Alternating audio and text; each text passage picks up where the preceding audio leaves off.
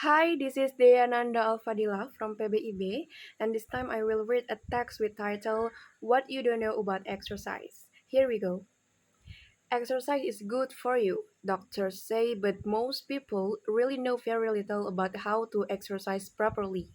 What do you know about exercise? Take this true false test, you will probably be surprised. A. Exercise, everyone advises, but immediately when you try, you run into trouble. There is so much contradictory, sometimes incorrect advice about exercise that you become confused. Test yourself on the following true false quiz. It will tell you what you need to know. First, the best way to reduce the midsection is to do abdominal exercise. False. Many people believe that when specific muscles are exercised, the fatty tissues in the immediate area are burned up. The truth is that exercise burns fat from all over the body and not from one specific area, regardless of the type of exercise. Of course, if you reduce the fat throughout your body, you will certainly see results around your waistline too. Second, to maintain an adequate level of physical fitness, you need to exercise only twice a week. False. Studies conducted by NASA, the National Aeronautics and Space Administration, show that unexercised muscles lose their strength very quickly after 48 to 72 hours. You must use the muscles again to re-establish the good physical effect. And what does that mean to you? NASA scientists concluded that while daily exercise is most beneficial, three alternating days each week will maintain an adequate level of physical fitness. Third, to lose weight, you should always work up a good sweat when exercising. False. Sweating only lowers body temperature to prevent overheating. It does not help you reduce. You may weigh less immediately after a workout, but this is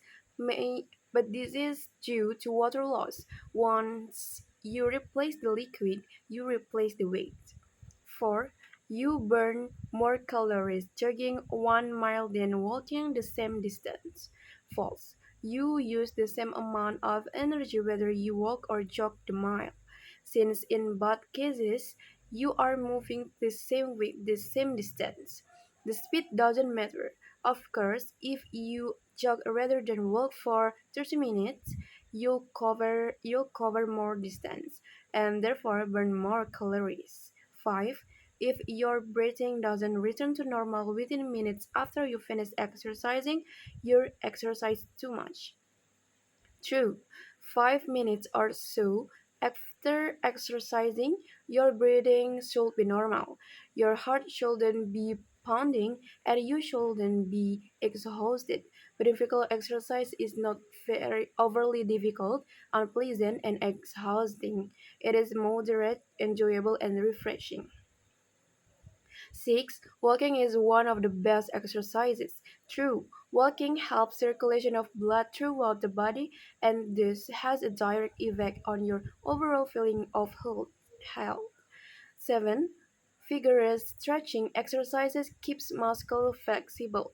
False. Stretching exercises, for example, twisting or bending at the waist, touching your toes, should be done slowly, allowing the muscle to relax and let go. Vigorous stretching makes the muscles become tired. 8. The minimum amount of time you should spend exercising in a day is 20 minutes. True, there are more than 400 muscles that attach to your skeleton.